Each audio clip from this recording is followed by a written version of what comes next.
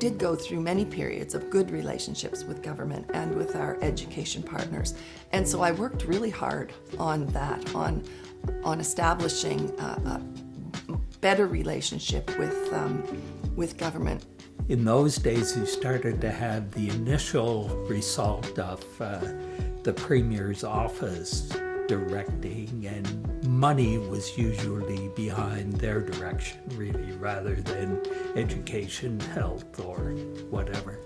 So it does make a difference having good relationships with people. We had developed good working relations with the minister.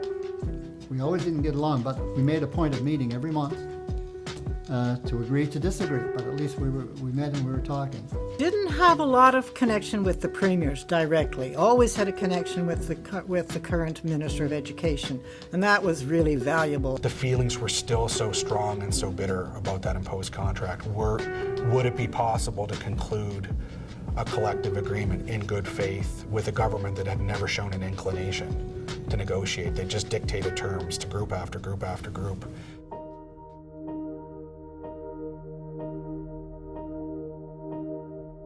When I taught in Sherbrooke the first year, this man came to the school and talked about union. And none of us were members. There were only 3 of us there, but we all joined. And I thought, well, if I'm going to join this thing, I might as well get into it, find out what it's all about. Well, it's natural coming from France. Everybody's unionized, right? Well, less and less actually these days, but at the time. And in 68, 69, I can't remember, the NSTU decided that every local would have a contract with its school board. And so I got involved. I negotiated the first contract with it was then Windsor Regional High School Board. And then I went to union meetings and I took to it. And I never looked back. My father was a businessman and a farmer in Prince Edward Island. So unions were not something he thought highly of at all. But he was also a horseman. He raced horses. And I was in Sydney at Tartan Downs one night, and on the big board from Tartan Downs, it says, Tartan Downs welcomes Karen Willis Durden, NSTU president. Well, when I told my father that, he thought, oh, all right, I guess it's okay for you to be involved with a union. And then I became local president of Northside Victoria. When I was president in 1982, the school board decided in their wisdom that they were going to cut 29 teachers. We were solidly behind the 29 teachers. We decided that all 520 teachers in Northside Victoria were going to walk off the job the following day, which was a Thursday, and we were going to stay out until this was resolved for the 29 teachers. We walked out of the classroom on Thursday. We walked out of the classroom on Friday. The attack on collective bargaining. There was a 3% rollback, the elimination of collective bargaining. We organized within ourselves. We organized all of the labor movement in this province. There were 17 unions and or associations, from firemen and policemen to doctors and nurses, the engineers, all the civil servants, and we tried to organize a general strike. How are you going to get what you and your members would not just live with, but would want to be an outcome from this type of negotiations? We were about an hour away from a provincial strike. Folks came back from down at the legislature, and they had the copy of the revised Education Act that was brought in, the revised bill, and we could see going through it, this was cut out, this was cut out. Pretty well all the real contentious issues had been eliminated from the Education Act, and that was a real feeling of victory that night, I can recall.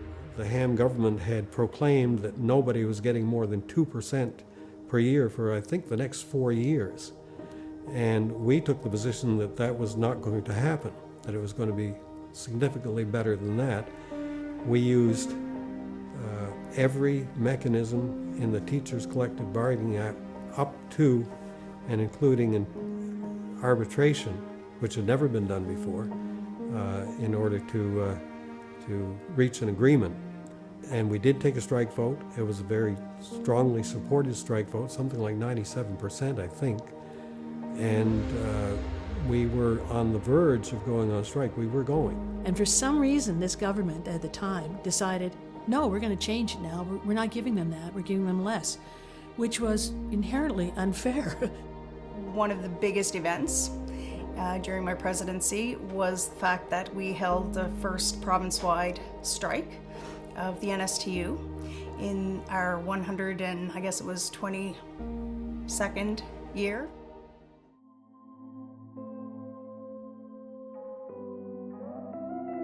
I certainly wish them patience for all involved with the NSTU, but also involved with those that they are in discussions with, to discuss, listen to, and come to some types of agreement. It's important to keep a close contact with the retired teachers of the province because they hold a lot of sway with government. They're one of the largest groups out there, and as a large group, they hold a lot of political sway with government. You need to stick together as a group. You need to stick together as a union. You need to support each other in your schools. And you really need to stand with your union. I would say be involved in your union and go to annual council, be there for the policy setting, and make sure that you leave your mark on the organization that looks out for you. You have to love what you're doing. You have to give the time to the kids. They have a lot of needs and you have to be able to satisfy them. But at the same time, I would advise teachers, you need a union. You need your profession to be there for you, and you need to be there for the union. That members trust their leadership to make smart decisions on their behalf. That leadership communicates and is transparent about the rationale for those decisions. People don't necessarily always have to like what you decide, but if they feel that the decision was made in a thoughtful, considerate way that took into account, a wide range of perspectives, they can live with a decision. My line was, I'm not going to sell you Dunn River because it's my contract too. When I finish this job, I'm teaching. So, I'm involved in this. This is my contract too. We have a twofold mandate, I was always told. One, to support teachers and represent them, but secondly, to protect public education. And public education is under attack throughout this country. Nationally, internationally, it's under attack. Privatization is becoming more and more. Public education is a great equalizer. I think what our strike really did was unite teachers. It united the membership. It gave us the ability to get information out to parents about what teachers were facing in the classroom. We were able to bring teachers to Halifax to speak at the Law Amendments Committee, and some of the stories that were told there were heart-wrenching. I think one of the things that stands out for me is the day that I learned that the NSTU was started by a woman. So back in 1895, a woman from Economy, Nova Scotia, decided that we should organize and that we should be looking out for ourselves. And to think that 125 years later, we still exist, we're stronger, we're better, and it's because of our members that we have the strength that we have, and we need to continue with the strength and continue building and teaching for a better tomorrow. And I'm just going to read part of this. Now this is from a grade 6.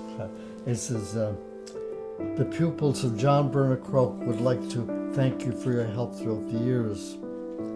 We were lucky to be your students. You showed us that many things can be learned.